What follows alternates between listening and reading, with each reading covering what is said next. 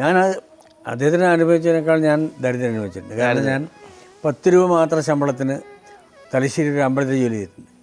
മാസം 10 രൂപ, ദിവസമല്ല, മാസം 10 രൂപ കിട്ടും. കിടന്നുറങ്ങാൻ അമ്പലത്തിൽ കിടന്നുറങ്ങാൻ ഒറ്റയ്ക്ക് കിടക്കാൻ ഭയമായതുകൊണ്ട് റെയിൽവേ സ്റ്റേഷനിൽ പോയി കിടന്നിറങ്ങും. അതൊക്കെ എനിക്കിപ്പോഴും അഭിമാനമാണ്. അതെല്ലാം ഞാൻ പിന്നെ അന്ന് ഞാൻ വാസുട്ടം പോലെ ചിന്തിച്ചിരുന്നത് രൂക്ഷമായിട്ട് പ്രതികരിക്കുന്ന ഒരാളായിരുന്നു. പക്ഷേ ആ പ്രതികരണം എന്നോട് തന്നെയായിരുന്നു. എനിക്ക് മുമ്പോട്ട് പോകണം, ഇതല്ല എൻ്റെ സ്ഥലം, എനിക്ക് ഇനിയും പോകണം എന്ന് ഇപ്പോഴും ഞാൻ വിശ്വസിക്കുന്നു. ആ പവർ എന്ന് പറയുന്നത് അതുപോലുള്ള വായനയുടെയാണ്. വാസുട്ടൻ എന്നെ അത്ര സ്വാധീനിച്ചിട്ടുണ്ട്.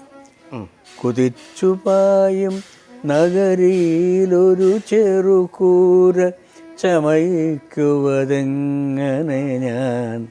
ഭാസ്കർ മാഷ് എഴുതിയ എൻ്റെ കഥയാണ്. കാരണം ഈ കുതിച്ചു പായുന്ന നഗരിയിൽ എനിക്കൊരു കൂര എങ്ങനെ ഉണ്ടാവും? മുഖാമി ഒരു വല്ലാത്തൊരു എനിക്കൊരു മാതൃബന്ധം പോലെ. ഒരു പ്രാവശ്യം ദാസേട്ടൻ്റെ പേരിലുള്ളൊരു അവാർഡ് എനിക്ക് കിട്ടി അവിടെ വെച്ചിട്ടാണ്. അന്ന് ദാസേട്ടനാണ് തരേണ്ടത്. ദാസേട്ടൻ എത്താൻ ലേറ്റായി.